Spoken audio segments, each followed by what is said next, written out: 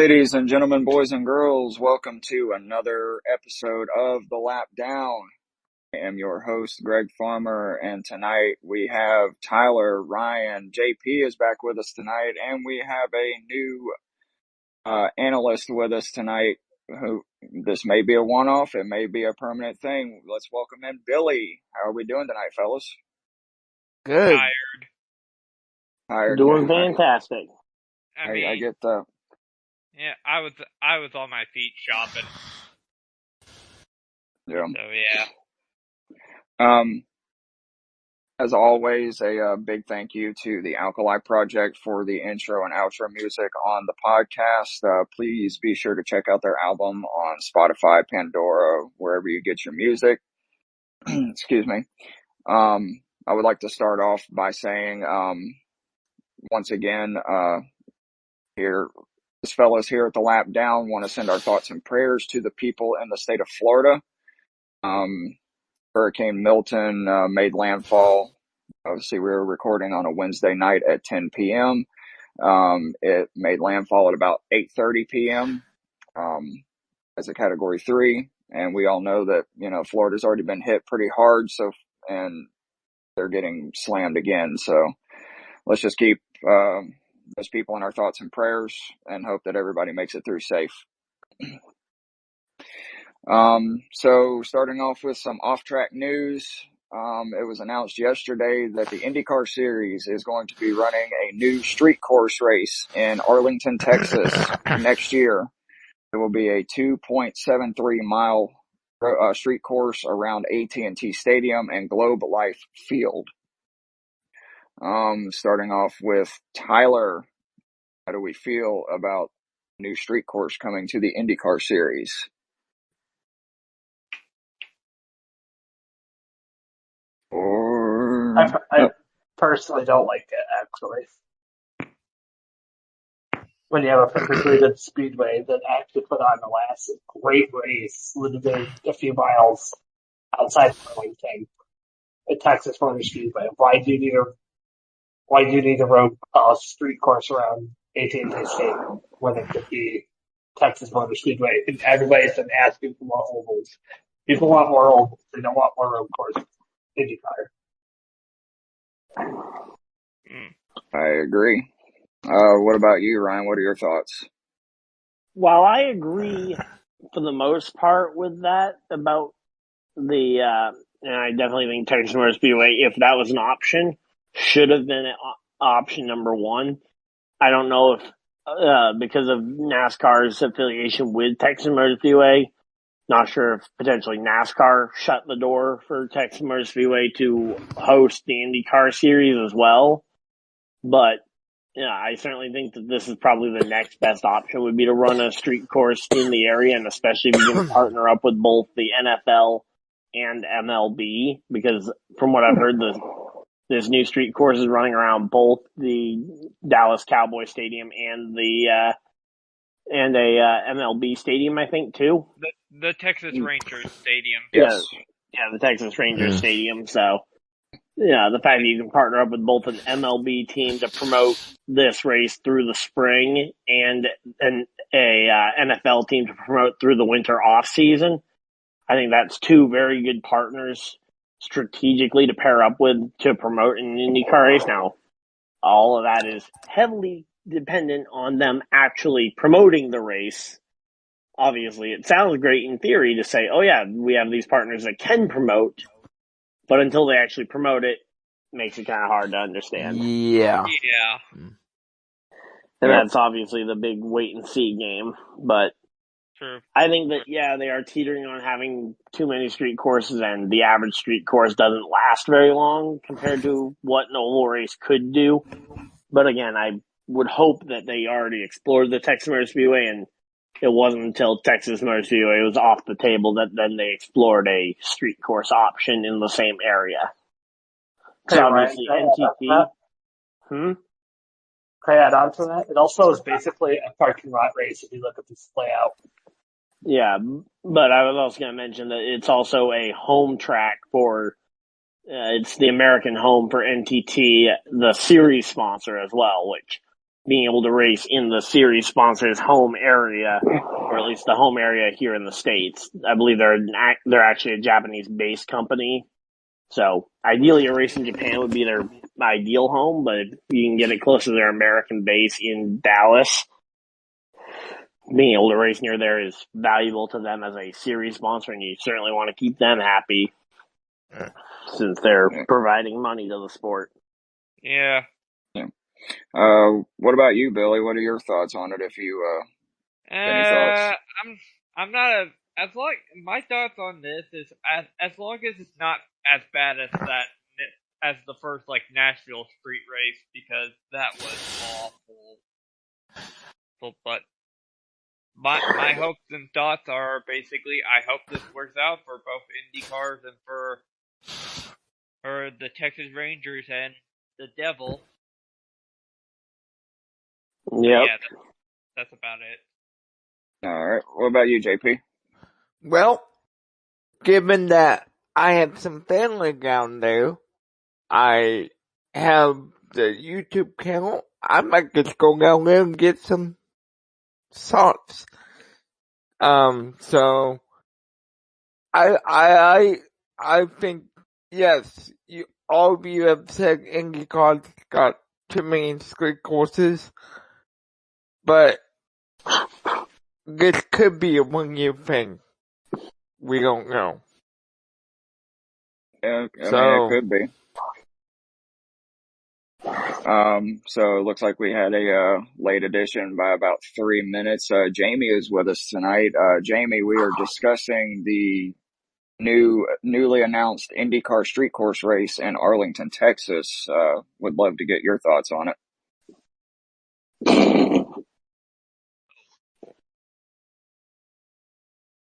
I mean, I was not prepared for that question, so you can kind of keep me as silent because I didn't even know about it. Okay. All right. So before we go to the next topic, I have one question. Let's say that this street course race for IndyCar is a success. Do we possibly see the possibility of NASCAR running it too in the next couple of years? Maybe. Well, I don't think so. I think if NASCAR was going to double up or run a IndyCar street course, I think Long Beach would be the first option there. All right. I mean, I would heavily disagree with you, Ryan. All right. And let me tell you why.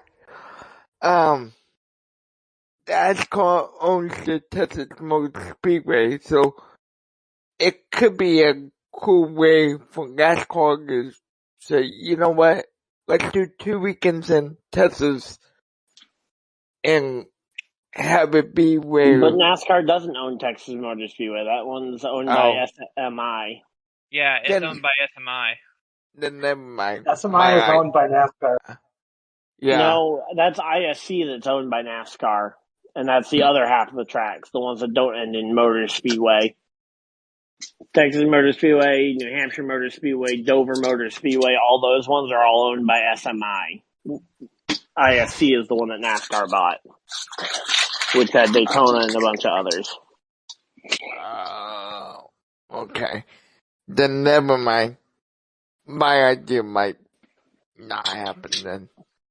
Yeah, and again, it's just kind of the fact that NASCAR already has 2 races in Texas. Now, maybe if they were willing to leave COTA to go and run Dallas, but again, I think if they were looking to add another street course, I would try and get NASCAR back into the South California market because they are completely out of there on their 2025 schedule. Now, obviously, this Auto Club short track may at some point happen. But as of right now, it hasn't. And getting NASCAR into that South California market, I think, is an important place to be in. Absolutely. I mean, they already took the Clash away, so. Yeah. Exactly. So they have absolutely zero presence in the entire southern half of the state of California. Yep. Going forward. Obviously, they have Sonoma in Northern California, but that's not Southern California. All right, so we are going to go to our next topic. As we talked about last week, 2311 Racing and Front Row Motorsports filed a lawsuit against NASCAR, and there has been some updates as of today. There is a hearing scheduled for next Wednesday, October the 16th, for the preliminary injunction for 2311 and FRM to still compete in NASCAR under some sort of charter agreement. And there were some hearing requests filed either yesterday or today that NASCAR must respond to by Monday. Don't have any details on that. However, our good friend Bob Pockris posted a couple of letters that were sent back and forth between 2311 and NASCAR from, let's see, what was it? September the 16th. Now, I'm not going to read all of this. It is very, very long. But in NASCAR's response to what 2311 was requesting from them, in the new charter agreement, it came to light that there was a non-compete clause that stated if you did not sign the charter agreement, you were not allowed to race in NASCAR in 2025 and beyond. NASCAR responded to that and said that they took that clause out as part of the negotiations. And it says here, quote, if you choose not to execute your charter agreements by the end of the year or by the scheduled date, which is when they presented that 105-page booklet to the teams, if you do not respond, then you will be more than welcome to race in the 2025 NASCAR Cup Series season as open teams. I'll be right back. All right. So that answers my question Hey, from we're last doing week. a podcast right now. I'll call you back. JP, you need to mute yourself. You gotta please mute.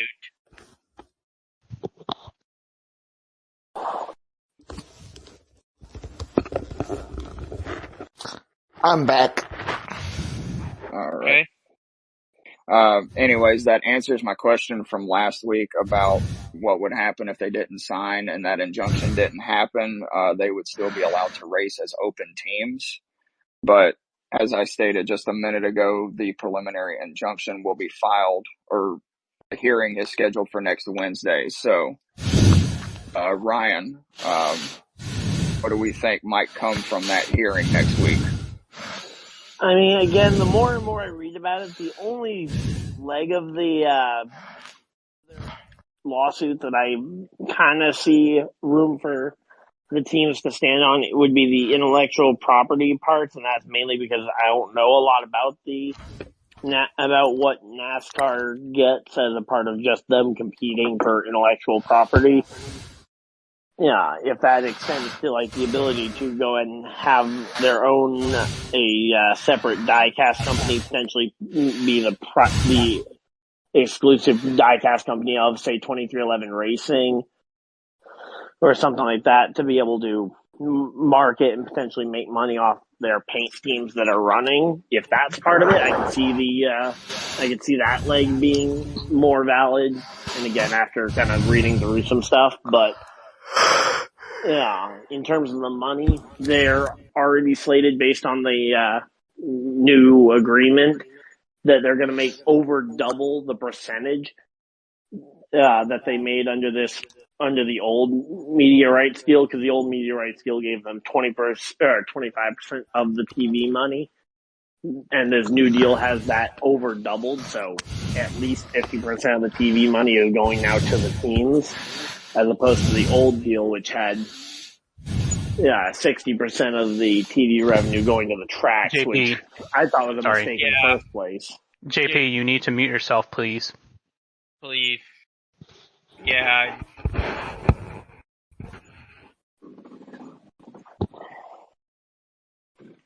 So yeah, that's the biggest thing for me that has still been just kind of a little off about the whole way that the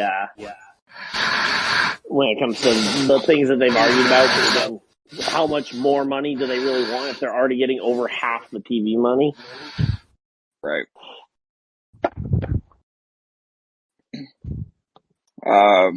Jamie, what are your thoughts on it? Kind of like what Brian said. It's there's a lot of questions out there. There's a lot of uncertainty, and especially on our end, there's a lot of unknowns. It's just one of those things where we're going to be kind of going along for the ride and just seeing how it plays out, and really finding out like what ground do these teams have to stand on based off of what they're looking to get. Yeah, Right. and until things start becoming public, we can't really go off of it because we haven't been sitting in these meetings. We haven't read through the 100-page document that they were told to sign. Nor do we even have access to that Exactly. as fans. If I wanted to, I can't go and find that 100-page document and read through every line of it, even if I had the time. Yeah. After we get done recording, I will post the letters that were sent back and forth in our group chat so everybody can read them. Like I said, they are very long, and it would take I've seen the letters. It'd probably take me 30 minutes to read them here on air. It would probably take me 2 hours to just read them fully. Yeah, I've read through the letters this afternoon. And yeah, they are lengthy. Yeah. I have no thoughts on this at all because I haven't been paying attention to the lawsuits between 23 and Front Row Motorsports. So. Well, and it's not. As I say, the lawsuits actually between Front Row Motorsports and 2311 are both on the same side of the lawsuit against NASCAR. Yeah, that's what I'm referring to. Okay, yeah. The way you said it, it sounded like you were talking about it being a lawsuit between the two. I just kind of.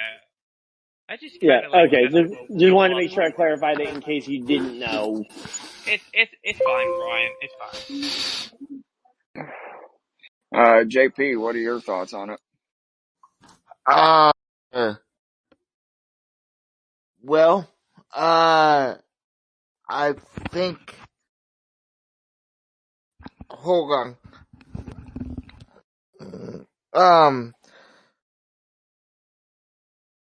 I really don't have too much to say, but I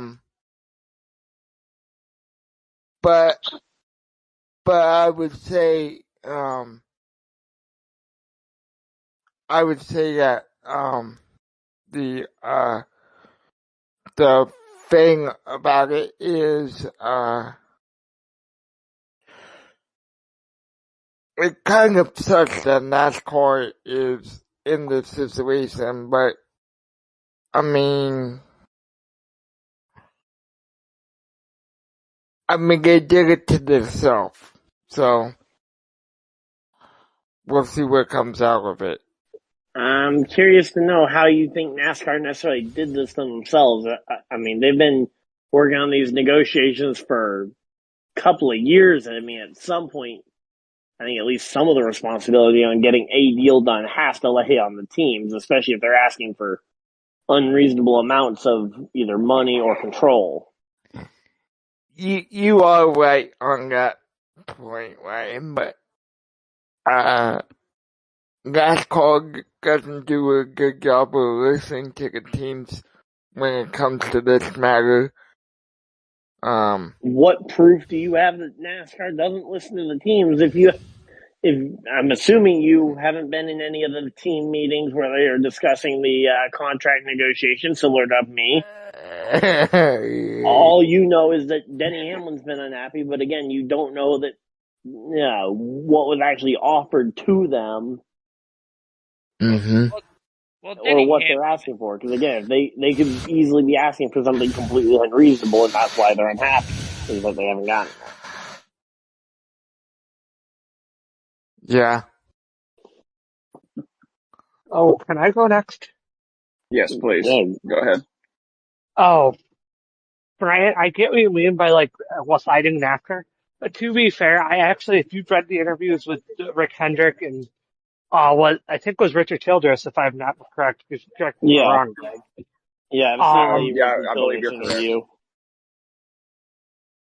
But and my I'm thing not is, saying that NASCAR is completely innocent, but I'm just saying to put the entire blame and say that, oh yeah, NASCAR easily could have completely prevented this. yeah, NASCAR I could mean, have. Oh yeah, the only way NASCAR. NASCAR could It's have a lot of it is a lot of it is NASCAR's fault if you think about it. the only way NASCAR could have completely prevented this would be to hand the complete control over to the teams and cave into every little thing they ask for. And at that point, you essentially cease to exist as a sport if you give all the Right. control over to the teams. But how I view it is the fact that I get the teams want the control, and I actually 100% agree with the teams. Honestly, I think the teams can need a little bit more control. I understand there needs to be a Well, balance. I get it. and again, it's a question of how much control are they asking for? Because again, we don't know how much To be control they fair, had. according to the reports, I heard that the agreements were the teams were expected to get bigger slice of the pie. That's what I heard. Bigger slice of the TV revenue pie. That's what I was talking about earlier when I said that they're going from their previous deal where they got 25% of the money from the TV deal to now they're getting over 50% of the TV money. But Yeah, but I'm gonna say I'm on the team side. I personally think that NASCAR's I think the ways of rules of government how NASCAR is needs to change drastically. And I actually kind of agree with the lawsuit a little bit, the IP part. well, Not necessarily again, about the money, but I agree. my question is though, on what basis do you place that on? Because again, we don't know what the current balance of power really is because again, we aren't in those interviews. We don't know who actually how much input the teams give and how much of it NASCAR listens to. I mean, we listen to disgruntled team owners a lot, but disgruntled team owners are always going to make it sound worse than it is. So something I was thinking about. David Jim Francis trying to think. It's Elton Sawyer. Go ahead, Jamie. Something I was thinking about. I don't know if you guys remember, back in 2014, NASCAR had kind of like their version of how the NFL has the NFL Players Association and things like that. Yep. Back in 2014, NASCAR implemented the Race Team Alliance. Yep. So my question in all of this is, with how sticky and how just, I guess you would say a big cloud of gray area question marks, where are they in all of this? Is 2311 having the backing of the Race Team Alliance, which is pushing them to do it, or is this something that not even the Race Team Alliance is even involved with? Well, yeah, I haven't heard much about the Race Team Alliance in a while, but I would imagine the Race Team Alliance, if the Race Team Alliance was pushing for them to do that, there'd be more than two teams involved. Because at this point, the lawsuit is only between two teams and a total of 6 of the 36 charters. Right. And this is kind of like my defense on your side, Ryan. If the blame was solely on NASCAR, you would have the Race Team Alliance come out publicly and say they have the full backing of 2311 and X, Y, Z of reasons of what's going on. But in this scenario, you don't really hear about that much at all.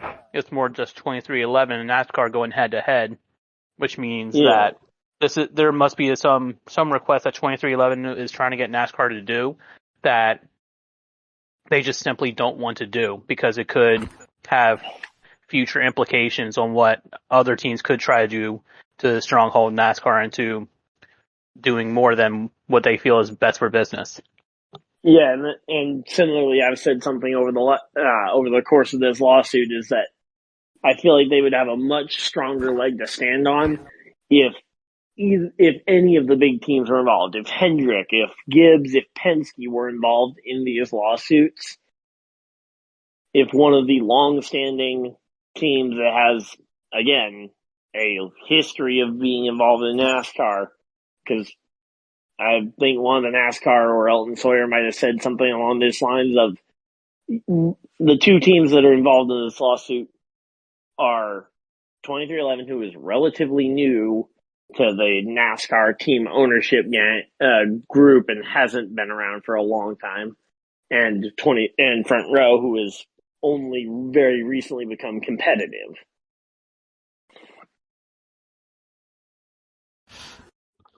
Yeah. And I feel like the with that, 2311, it seems like they came in and were instantly upset with everything that they were joining into. right. But that's all I wanted to add to it, was just wanted to bring up like the Race Team Alliance and how it's funny to me that they're not publicly talking about this. Yeah. And again, I don't even know if they still exist because I haven't heard anything from them. Pretty much, I don't even think I've heard of them since post COVID. I know Denny Hamlin's mentioned it a couple times on his podcast, but yeah, like you said, there really hasn't been much in the waters from them here lately. Yeah. For the big team backing them. Yeah, because 2311 is part of that group as well as Front Row.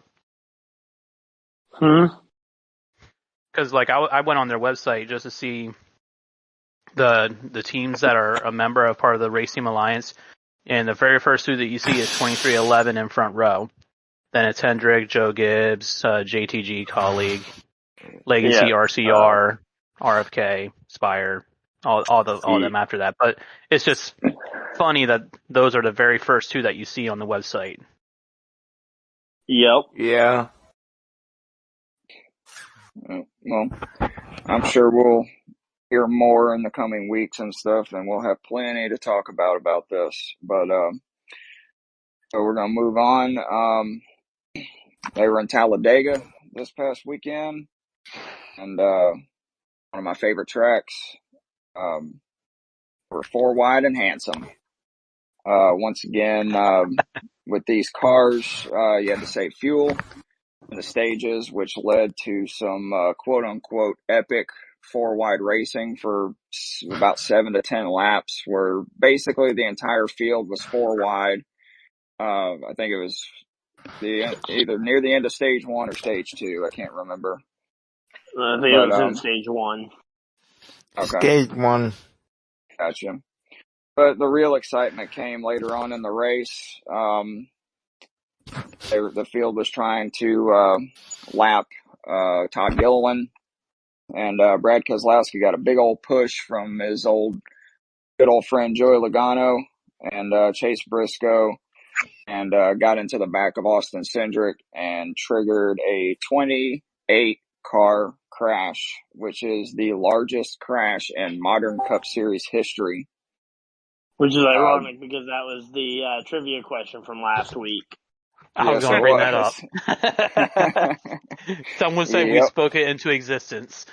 Yep. You know, that the ironic thing is because I had also brought up the flip data just before the Daytona race where we had 2 more airborne crashes. Yep. But, nope, 28 cars took out a bunch of playoff drivers. And they had an overtime finish, which saw Ricky Stenhouse Jr. get his 4th career win over Brad Keselowski. It is the 3rd closest finish just this season at 6/1000ths of a second. Now, 3rd closest Cup Series finish, 4th photo finish of, if you include the Xfinity Series one. Okay, well, thank you for that. But I have a series of questions from this race, and we will go through them. First one, Tyler Mon, who is Kyle Larson's spotter, was it was posted all over social media. He told Larson to back off of Keselowski coming to the finish. Based on what we saw from Daytona, where Parker Retzlaff pushed Harrison Burton past a Chevy teammate, was this in response to that to avoid Larson getting this into some sort of controversy about pushing a Ford to a win over a Chevy? And we will start with Jamie. Without a doubt. I'll just keep it at that since we got a series of questions. But yes, without a doubt, it is a response to that to put more emphasis on manufacturer loyalty than it is to overall racing. All right, Ryan? I would say that yes, it definitely had something to do with that finish at Daytona. Although I would say earlier on in the fact that they waited to mention it until there was really no chance that pushing Keselowski was going to lead to a Kyle Larson being able to have an opportunity at a win. Like nothing Kyle Larson was going to do pushing on Keselowski's bumper was going to change Larson's fate. At that point, I don't see a real problem with the team telling him to back off at that point. Now, if he was being told on the restart or as they were going down the back straightaway when there was still plenty of time to maybe push Keselowski to lead and then pass Keselowski yourself, then I would have had a little bit more of an issue. All right. What about you, JP? Yeah, I kind of agree with Ryan. I would have had more of an issue if the team would have been like, back off of him, don't push him on the start. But other than that, since we have a series of questions, I'll just keep it at that. All right. What about you, Tyler? Oh, it's 100% team orders from February. I'm with Jamie 100%. I'm going to keep it at that. All right. Billy? I'm more or less on Jamie's side, more or less like manufacturer loyalty than just pure racing. Well, I don't think there was any question that it was manufacturer loyalty. Here's the thing, I'm not a fan of Kyle Larson at all. Alright. You and me both, bitch, man. Oh, finally, somebody that actually agrees with me. Certainly not a Kyle Larson fan, but don't have any real reason why I dislike the guy. Honestly, I think I say that about a lot of drivers. Like, I think Logano and to a degree Keselowski are really the only two drivers I have any strong dislike feelings towards. Yeah, understandable. I'm like, the reason I hate Larson is just because he just wins too much. Yeah, similar to my feelings towards Jeff Gordon in the mid 2000s. Yeah, it's like Jeff Gordon syndrome. Yep. Sounds like me with Jimmy Johnson. Hate him because you hate him. Oh, God. Oh, the biggest thing is just, I don't know why he won so much in 2021 and just all of a sudden lost all that speed. You just, Greg, you just gave me New car. Back to Jimmy Johnson, just constantly dominating the late to early 2010s. Well, late 2000s, early 2010s. Yep. All right, so I have two questions left, but they could fall under the same category. And that category is the officiating in this race. Oh yeah, that's what we're about to get to. Yay! Oh yeah. So one at a time. I want to hear your rants. I want to hear your vents, please. So after the controversy with Josh Berry last week, where he spun, had 4 flat tires, and they told him he was out of the race, they just decided to reverse their decision and started towing cars back to pit road that were just completely demolished and said, go ahead and work on them when the yellow comes back out. You know, if I'm not mistaken, the rule states that if you are in a crash with damage, with contact, you have to be told you are out of the race. I don't get it. It was a very, very big head scratcher. Now, so that's one question, but my next question kind of flows into that too. They put the red flag out for the wreck because there was 28 cars in it, and probably about 15 of them were sitting down in the turn 3 grass. Yeah. They put the yellow flag back out, but the pace car and the field that was left never moved. But the teams that were involved in the wreck, where cars were already on pit road, were allowed to start working on their cars and stay on the lead lap back in the race. How? Yeah. I mean, Alex Bowman was one of them. Chase Elliott was one of them. I'm a Bowman fan and all that, but I don't agree with this call. Like, how is that fair to the drivers that are still in the race that were not involved or didn't have that much damage? Why do those teams get a head start? Yeah. Start with Billy.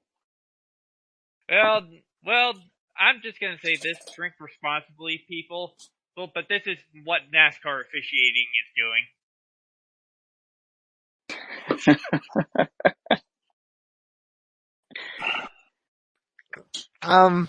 Not drinking responsibly.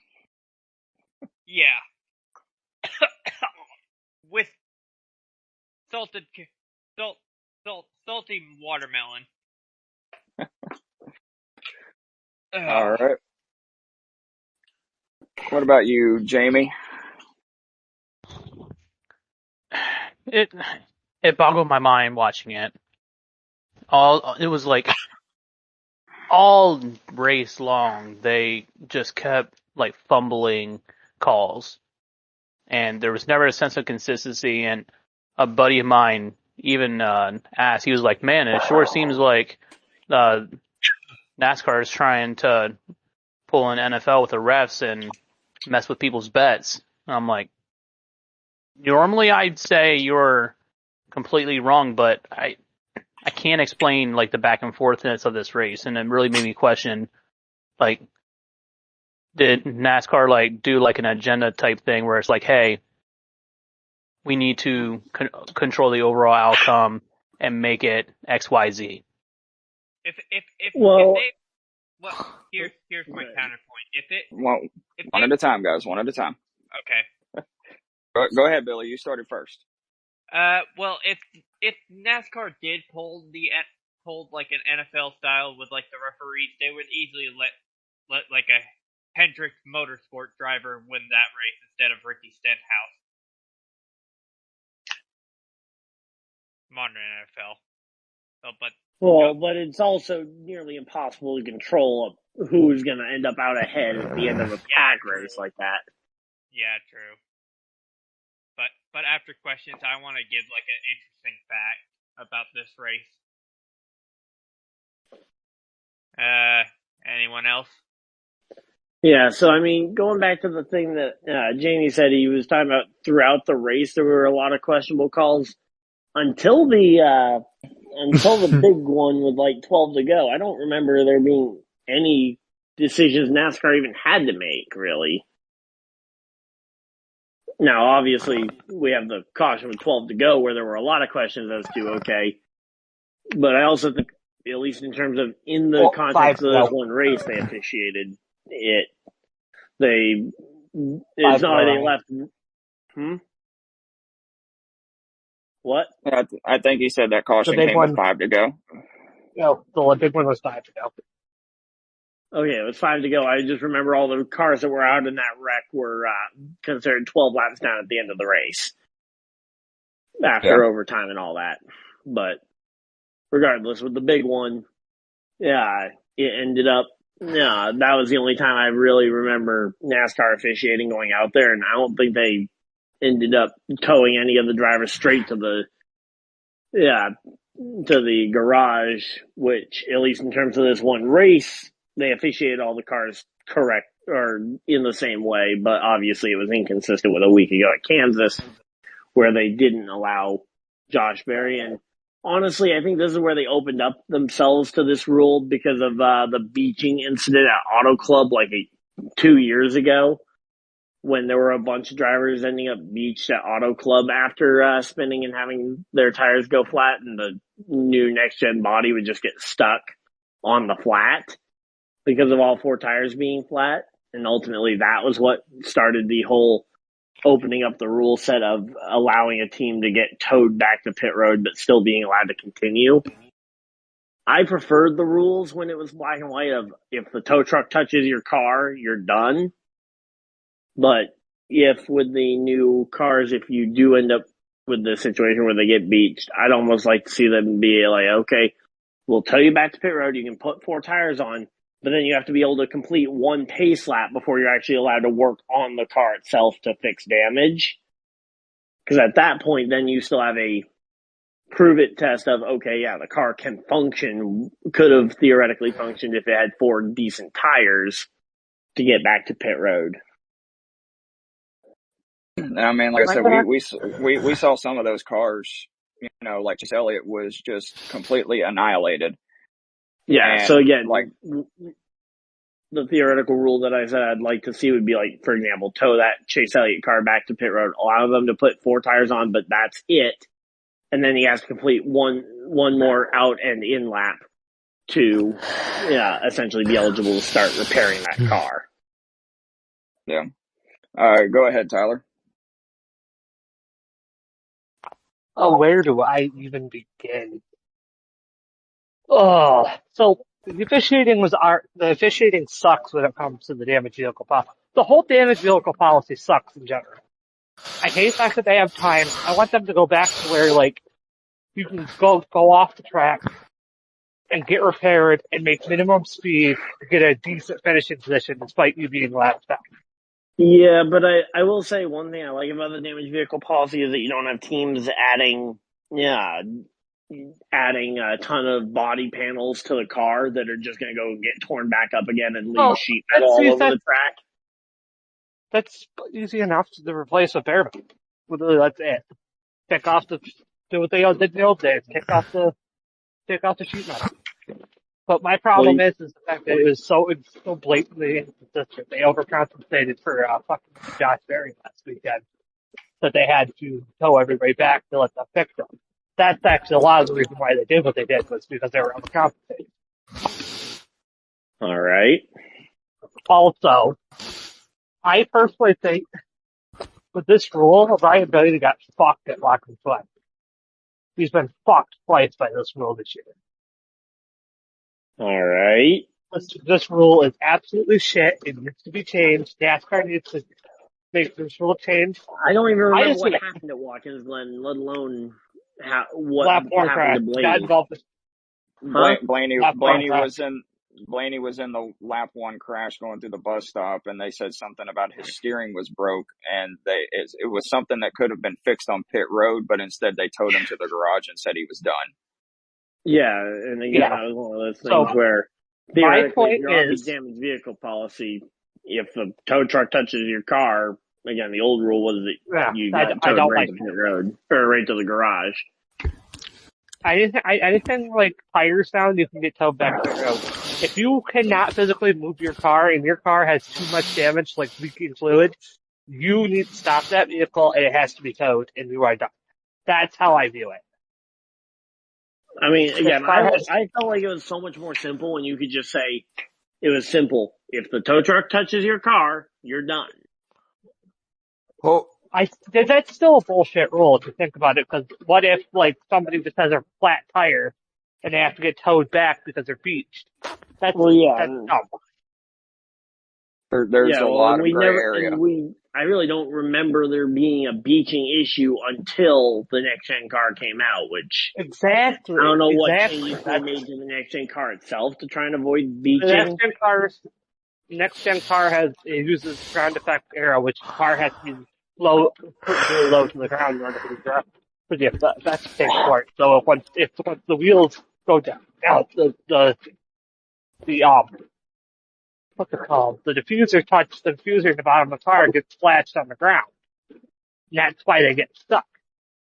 Yeah. So therefore, they need to compensate the rules for the new car, which honestly is not hard. But again, do you really want NASCAR to be making the judgment call of that's too much damage, that's not enough damage, and towing people either to the garage or to pit road selectively? Because that also seems like it could open up a world of issues. If I do it, if you can't move and you have a flat tire, let them tell you back, please get a tire. If you can't move your car because your car won't start or that you have too much damage, you are to be towed back. Well, and what if you can't tell if it's because of the flat tires or because of the crash damage? Because typically in crashes where you get crash damage, usually your tires end up going down as well. And that's why I proposed the solution of allow them to tow them back to pit road, do the 4-tire change only, and then they have to complete one more pace lap to be able to prove that they can still run, and then they are able to start fixing the damage. I think they should. I personally think they should go back to the get the car fixed enough to the point where you can go to full minimum speed and call it good. That's how I view it. Because again, like I remember the 2016 Daytona 500 where Elliott got torn up early, and they were able to put on full new body pieces. He came out several laps down, and then he was involved in another wreck later and put more sheet metal all over the track. Let's get JP's thoughts on this. He's been pretty quiet over here. So, thank you. My thoughts, happen to be this. Why doesn't NASCAR, I watch the drivers meeting on YouTube every weekend, and this weekend I watched it expecting to hear something about this issue in the garbage meeting. It needs to be black and white every single week. They need to fix it before the end of the season, because it's going to piss some people off if it costs them a championship. There's already a lot of pissed off people about this, but I'm going to ask my last question here. Should Ricky Stenhouse Jr. have gotten penalized? Now hear me out. When the big one happened, Austin Cindric bounced off his left side door and tore a hole in the side of his car. Half of his door foam was missing. Now, the rule states under safety that the cars must have all door foam in the cars at all times. Stenhouse should have been technically black flagged and brought down pit road to fix that door foam. But instead, Elton Sawyer said after post-race that it was just something that went unnoticed. How do you not notice that? Starting with Jamie. Yeah, that would be my question, is how do you not notice it? Starting with Jamie. I would almost say that it kind of falls on NASCAR at that point. That was going to be more of my reasoning. Like, it's not Martin Truex's team to be at fault for NASCAR not noticing. You mean Stenhouse's? Stenhouse, yeah. Yeah, the other junior. Yeah.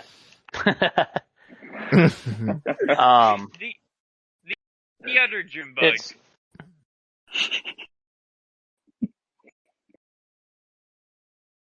Go ahead.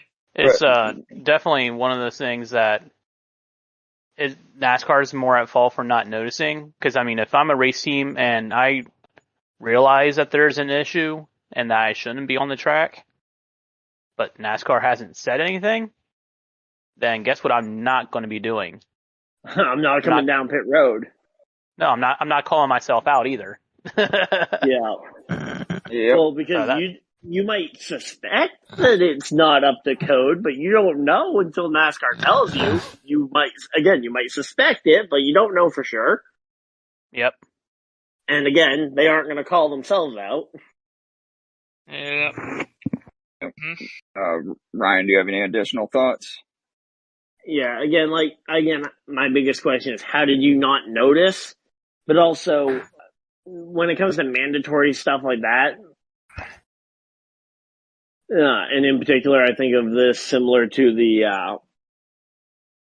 I think of this like, okay, is there any way that he could have come down and got just the door phone replaced and maybe been allowed to keep his position in some way? But again, I don't know what the ruling would have been on that, and that would have certainly been a on-the-fly decision if they even tried to make it. But ultimately, I think the correct move would have been for NASCAR to have noticed it, first off, and then made a correct decision. And again, it's hard to know what the correct decision they would have made would have been if they had noticed it. Right. But obviously, as a Stenhouse Jr. fan, I'm very happy that he got the win, and very much happy that luckily we didn't have a reason to question it because there wasn't another crash that challenged the fact that the door phone wasn't there. Yep. Because And obviously the hypothetical of another wreck would have made that a lot scarier. yep. And before we move to before we go to JP on this, I will throw this out there too. They didn't notice it on track when there's cameras on his car at all times. What about post-race inspection? You got to tear the car down after he wins. Well, that's probably where you noticed that the door phone wasn't in there, but my guess is it wasn't a technical disqualification to the same extent of like Sam Mayer's car, which that is another issue that is still ongoing because they failed their appeal, and I believe they will be taking it to the final appeals officer. So I heard they had the final appeal. no, they had their first appeal. They can still send it to the final appeals officer. Yeah. Bob Parker said that this was an expedited appeal and there will be no second one. Okay, there will be no second one. Okay. I just knew that they'd only appealed it once, and typically there is that second appeal. But I also know that Dale Jr. also posted an explanation explaining why he feels like they should have won their appeal. Yeah. Which I thought was evidence to go along with the second appeal. Yeah, this was posted 8 hours ago. It says appeals panel rules in favor of NASCAR in the Sam Mayer DQ from Talladega. He remains DQ'd and there is no further appeal. All right. But JP, what are your thoughts on the Stenhouse situation? So, you know, it's kind of a sticky situation because that door phone comes out anymore and we've seen fires. And well, we've seen the door phone itself catch fire before, so yeah. That's my point. Is I kind of agree with you. Why didn't NASCAR see this as a safety thing? Especially when there are TV cameras all over the entire thing, and he was the leader of the race. Exactly. He was the leader of the race by the time they got the big one all figured out and stuff. So why not bring him down pit road and have him fix it? Yep. You do it to everybody else. Yep. Well, but again, we haven't seen them actually black flag someone for something like that in a while. Yeah, but I'm sure if it was Larson, they would do the same thing. I mean, not. Larson, they would have ignored it as well, probably more so because it was Larson. If it was Larson, they would ignore it. For Chase Elliott? Yeah. Elliott certainly would have gotten the benefit of the doubt there. If it was Chase Elliott, I would be screaming outside of my house like, "Hey! Hey!" Before we get to Tyler, there's an update on a topic that we talked about a few minutes ago. regarding the 2311 lawsuit as of 40 seconds ago. NASCAR, this is from Bob Pockrass, NASCAR has asked deadlines for response in regards to the hearing next week to be extended, as the Daytona offices could be closed all next week because of the hurricane. NASCAR also notes that 2311 and Front Row Motorsports did not ask for earlier deadlines than the 2 weeks the court normally gives, and they're proposing a November 4th hearing. So, we'll see what the courts have to say about that. But back on topic, Give me Tyler, 1 second. Tyler, what are your thoughts?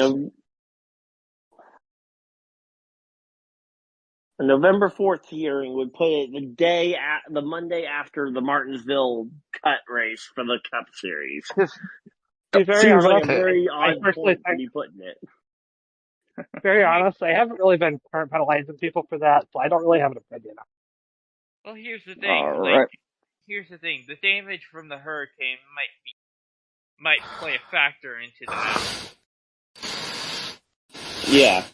Yeah, and I understand why they're asking for a delay. I just don't understand why they don't have it scheduled for, like, the week after the championship ends. That way the full NASCAR season is over before they start the court date. That would be my opinion. Is that I would try and schedule it for the week of the 11th, the week after Phoenix. Well, Veterans Day, so...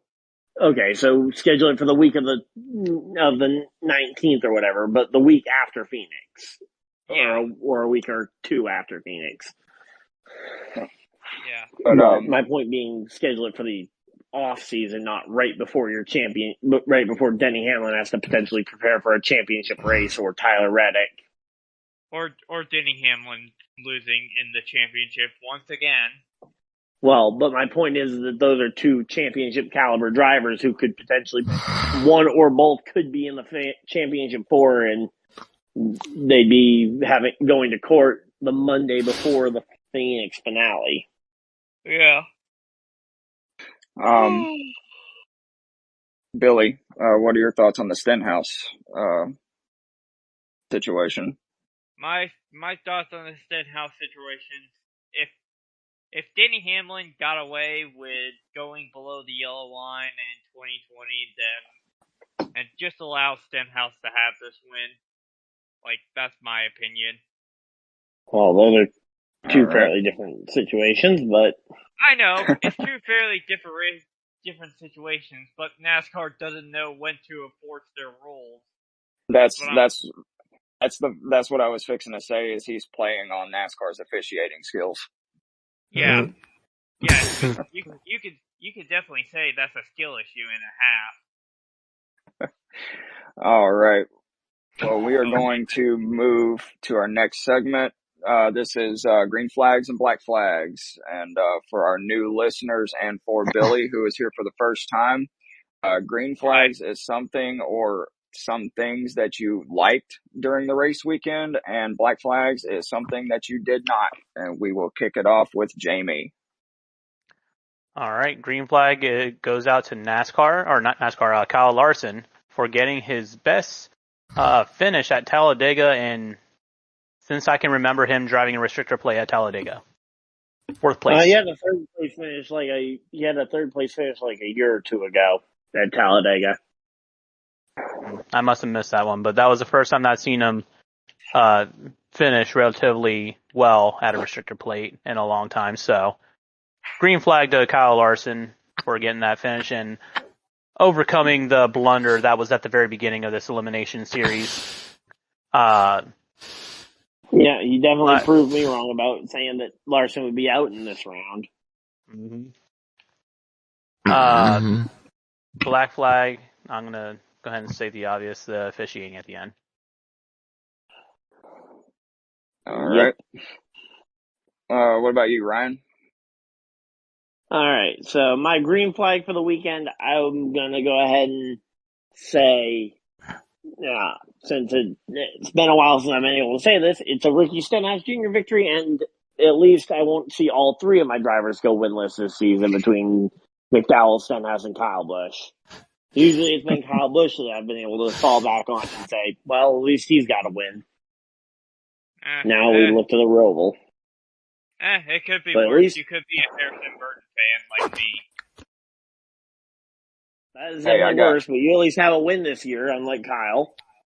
Yay. I got to see Harrison Burton win in person a few weeks ago, and I'm not the biggest Harrison Burton fan, but that was pretty awesome.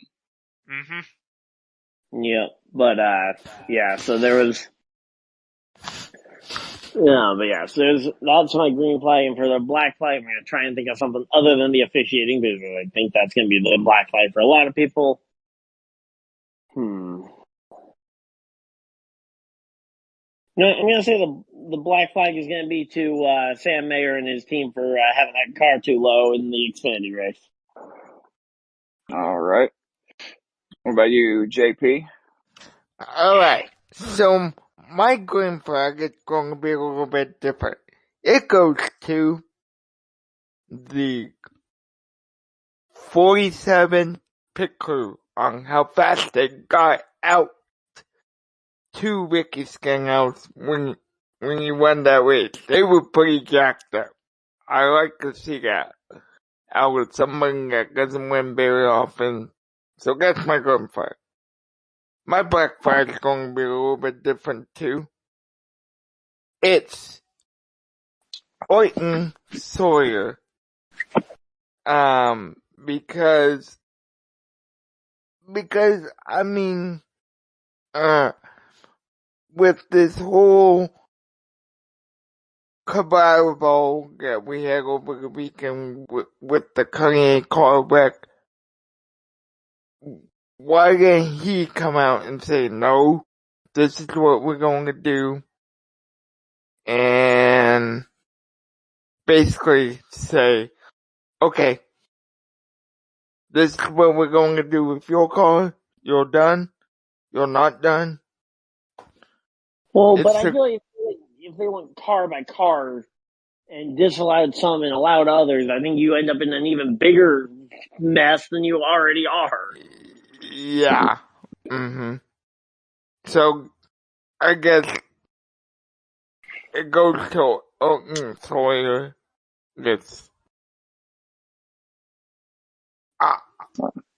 Me, myself, I like Mike Helton at the helm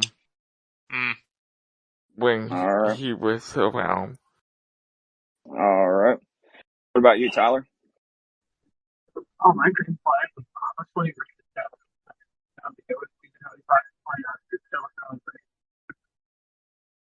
Tyler, you sound like a robot. Yeah, we can't hardly hear you, bud. Hold on, can you hear me now? Yes. So I think my green flag was Ricky Stenhouse Jr. All right. What about your black flag? My personal black flag is the package for the super speedway. Not package for you don't like the package? Yeah, because once they were 4 wide, their fuel saving, they weren't really going. I'd rather them be pacing around at 4 wide rather than the single file train that we've seen at other races. It wasn't honestly, it wasn't as competitive. I think there was only like 20 lead changes. Usually at Talladega, it's like 30 to 40 lead changes. Well, yeah, but that's also usually because the pack ends up spread apart and restarted 4 or 5 times.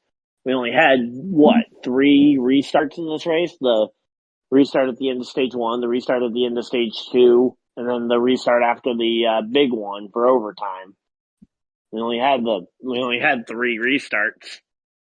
Technically 4 because you had the Suarez crash too. Oh yeah, you had the Suarez crash, so you had 4 restarts in the race. But still, that's well below the average for a super speedway race. So if you're going to go off of average lead changes, I think you have to look at that in comparison to number of restarts. Because again, look at any other Daytona or Talladega race, usually having 8 to 10 crashes leading to overtime and restarts and multiple restarts throughout the race. Yeah. Yeah. What about you, Billy? Do you have any? I have a green flag and a black flag. Well, please share. Green flag, Sammy Smith winning Talladega for the Xfinity Series. And black flag, and here's the interesting fact, from 32 to 40th, like 7 of the 9 spots left are basically Ford. Like, I thought Ford had performed very, very bad in Talladega this week. Alright. Well, I have 2 green flags, and surprisingly, neither of them are for the Cup Series. First one is Sammy Smith winning at Talladega, going from the bottom of the playoffs to the top. And my second one is for Mr. David Starr for getting his first top 10 in 7 years in the Xfinity Series. He finished 8th on Saturday. And my black flag, I hate to do it because he's my driver, but I got to give my black flag to Alex Bowman for wrecking Blaney at the end of stage 2 and taking my pick out of the race. Oof. Maybe that was Bowman telling you not to pick against him again. But, all right, well, they are racing at the Roval this coming weekend. And there have been some changes in the configuration to the Roval. Instead of the long straightaway between turns 6 and it's either 6, 7, and 8 or 7 and 8. It is now one really wide hairpin turn, which a lot of people are saying it could create some more passing really narrow opportunities. hairpin? What's that? It's a really narrow hairpin, I think, if I'm remembering the layout correctly. Well, Let me look at what they said it was kind of narrow, but then it gets wider, which you can like use your bumper a little bit more. There, people are saying it could create more or less dive bomb opportunities, especially late in the races. It's going to create a lot of dive bomb opportunities. So, yeah.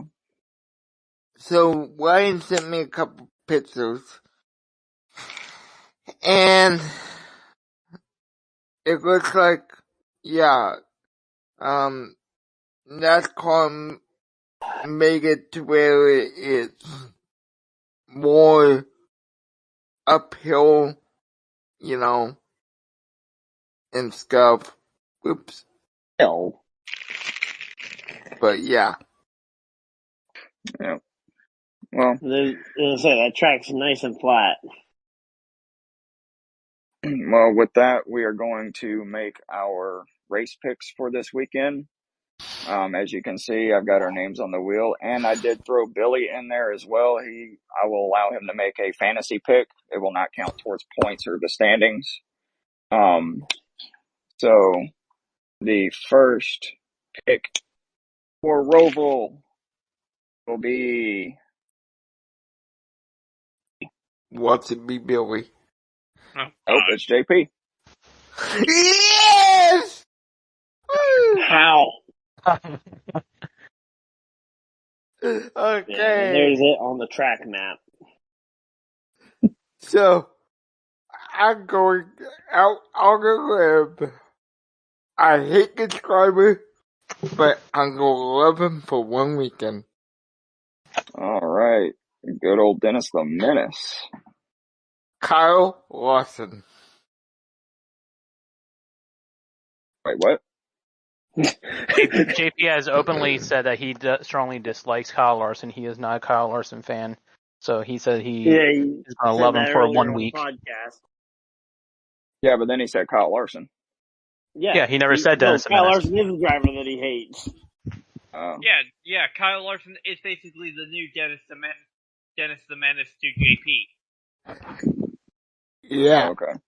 All right, so Kyle Larson. All He right. didn't stop hating Denny Hamlin to the point where we nicknamed him Dennis the Menace.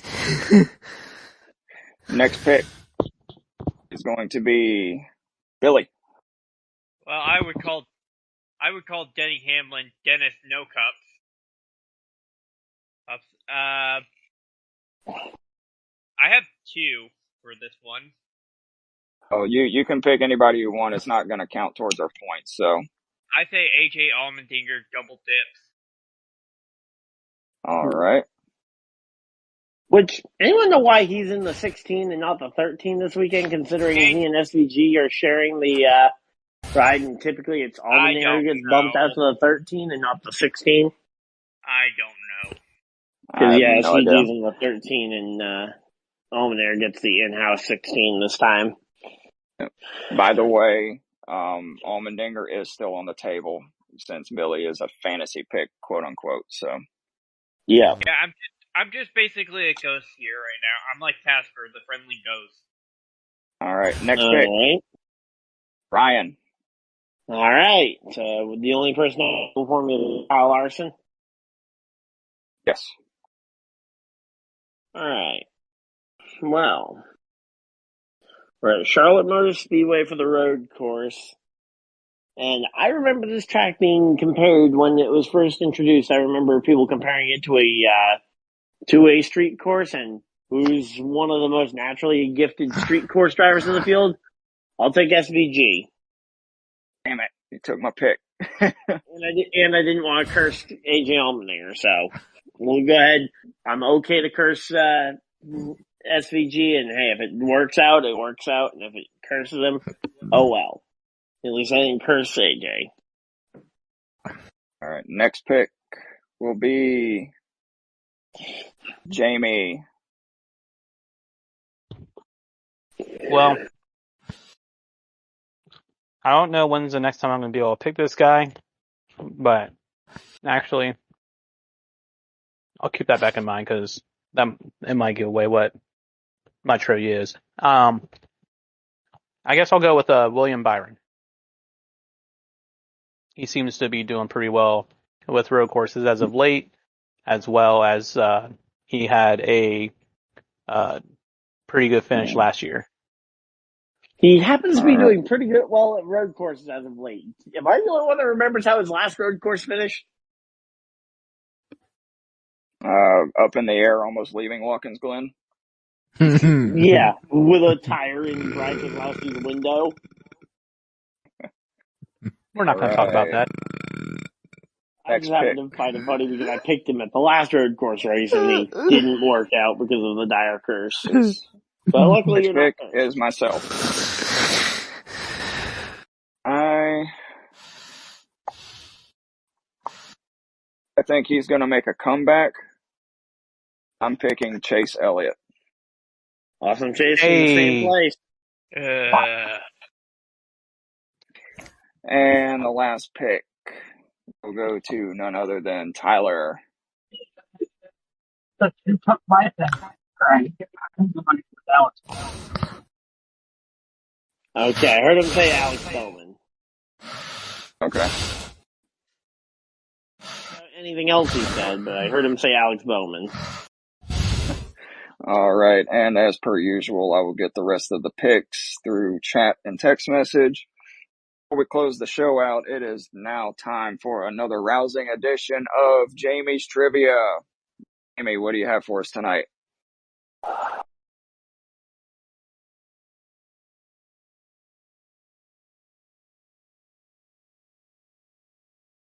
Jamie? Oops, sorry, mute monster. As of 2021, what NASCAR Cup driver has the best average finish at the Roval? Oh, I know this one, I think. All right, so we will start the answers with Ryan. Is it Kyle Busch? You are correct. All right. Ding, ding, ding, ding, ding, ding, ding. Damn it, I was going to say I know my guy. There we go. I was going to say Alex Bowman. Since you got Ralph the Rip, we're now gonna shift it to what is the average finish?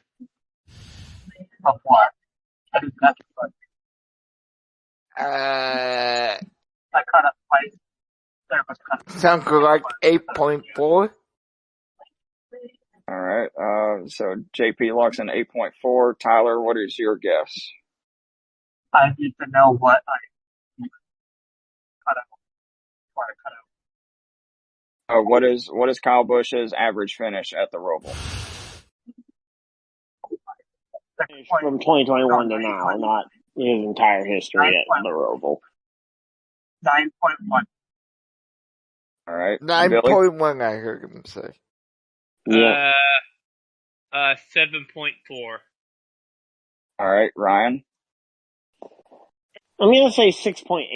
I think it's a little bit higher than that. I know he's had a couple of top fives, I think, the last two races there. All right. I'm going to say 4.4. I think that's too high.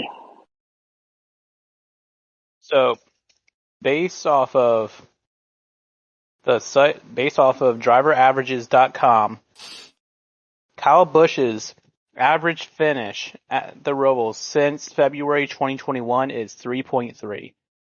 Damn. Oh, wow. I was Way right. better than I was I thought. closest. Yep. So winner of this week goes to Greg. Well, Ryan for guessing it and Greg for the lap average. All right. All right. All right. Well, that is going to do it for our show tonight. As always, a big thank you to all of our sponsors, Fubo TV, Fanatics, Century PC, Sleeves, Duke Cannon, W Energy. Am I missing anybody?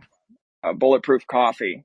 Please Yeah. check out their sponsor links in our podcast description. You can get some good items from all of those, and we have some discount codes. SSPP10 on some of them, I believe. But until next time, I am Greg, and for Jamie, Ryan, AP, Tyler, and Billy, thank you for coming on the show tonight. This has been the Lap Down, and we will see you guys after the Roval. Deuces. Deuces. This is